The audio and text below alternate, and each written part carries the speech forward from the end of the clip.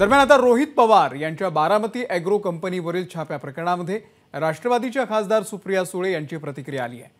हे आमच्यासोबत पहिल्यांदा होत नाहीये, राजेंद्र पवारांच्या कंपनीवर देखील छापा टाकला आहे असं सुप्रिया सुळे यांनी म्हटलेलं आहे। हे काय पहिल्यांदा आमच्यावर हे होत नाहीये। माझ्या 3 भगिनी विजया पाटील, रजनी इंदुरकर आणि नीता पाटील त्यांच्यावर ही अशाच रेड केल्या होत्या, पण ज्या पद्धतीने आमच्या 3 भगिनीवर अन्याय केला तसंच आज पुन्हा एकदा आमच्या घरातले सगळ्यात मोठे बंधू राजेंद्र पवार यांची ही जी कंपनी आहे त्याच्यावर आज रेड झाली आहे।